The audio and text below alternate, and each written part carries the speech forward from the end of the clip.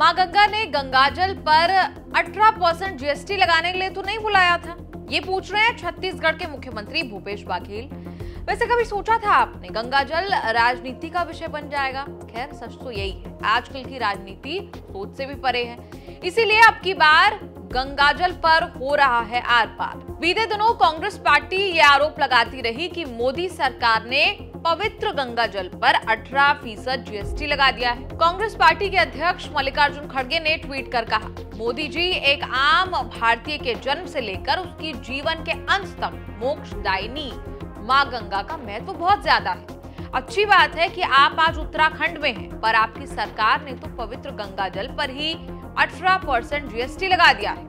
एक बार भी नहीं सोचा कि जो लोग अपने घरों में गंगाजल मंगवाते हैं उन पर इसका क्या बोझ होगा। यही आपकी सरकार के लूट और पाखंड की पराकाष्ठा है। उधर छत्तीसगढ़ के मुख्यमंत्री भूपेश बघेल ने कहा, मां गंगा ने गंगाजल पर 18% जीएसटी लगाने के लिए तो नहीं बुलाया होगा। आपने गंगाजल में जीएसटी को लेकर आपने ट्वीट किया है। हाँ भाई, गंगाजल जैसे मतलब भारतीय जनता पार्टी बड़े धर्म की बात करती है और गंगाजल जैसे पवित्र जल में भी उसको पैसे कमाने सोच रहा है, उसमें भी 18% जीएसटी। कांग्रेस नेताओं ने गंगाजल पर जीएसटी लगने का दावा किया तो सरकार ने एक स्पष्टीकरण जारी कर दिया। Central board of indirect taxes and customs ने कहा कि गंगाजल पर किसी भी प्रकार का कोई जीएसटी नहीं लगाया जाता है।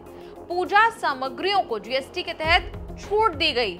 साथ ही ये भी कहा कि जब से जीएसटी को देश में लागू किया गया है तब से पूजा सामग्रियों पर किसी भी प्रकार का कोई जीएसटी नहीं लगता।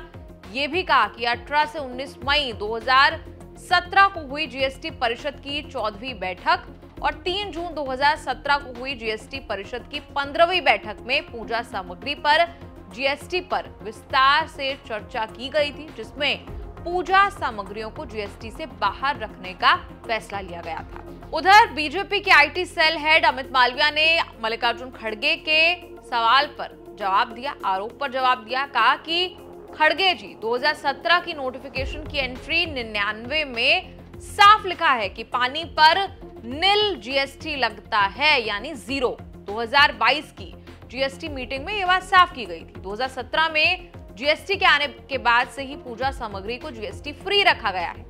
हाल की किसी भी नोटिफिकेशन में गंगाजल या फिर packed water bottles per GST लगने की बात नहीं कही गई है। इसके बाद मालविया ने कहा कि ये कांग्रेस का जानबूझकर किया गया प्रोपेगेंडा है। साथ ही उन्हें चुनावी हिंदू का टैग दे डाला। इस पर कांग्रेस के गौरव पांधी ने जवाब देते हुए कहा कि सरकार की वेबसाइट पर गंगाजल को पूजा सामग्री में नहीं गिना गया है। ये भी कहा कि मैंने गंगाजल ऑनलाइन ऑर्डर किया था और 18% टैक्स सिर्फ गंगाजल पर लगा, ना कि शिपिंग पे।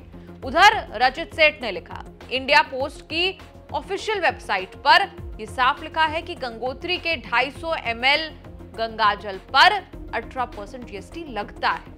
आपको बता दें कि गंगाजल पर जीएसटी लगाने जैसा कोई स्पष्ट नोटिफिकेशन नहीं है। हाँ, पैकेज्ड वाटर बॉटल पर जरूर जीएसटी लगता है और यह व्यवस्था 25 जनवरी 2018 से ही है। अगर पानी 20 लीटर की बोतल में पैक हो तो उस पर 25% जीएसटी लगता है और अन्य मात्रा की पैकिंग में पैकेज्ड वाटर पर 18% की दर से जीएसटी लगता है, चाहे फिर वो बोतल बंद नेचुरल हो या आर्टिफिशियल मिनरल वाटर हो, गंगा वाटर हो या स्प्रिंग या हिमालय का जल हो, सब पर जीएसटी का यही रेट है।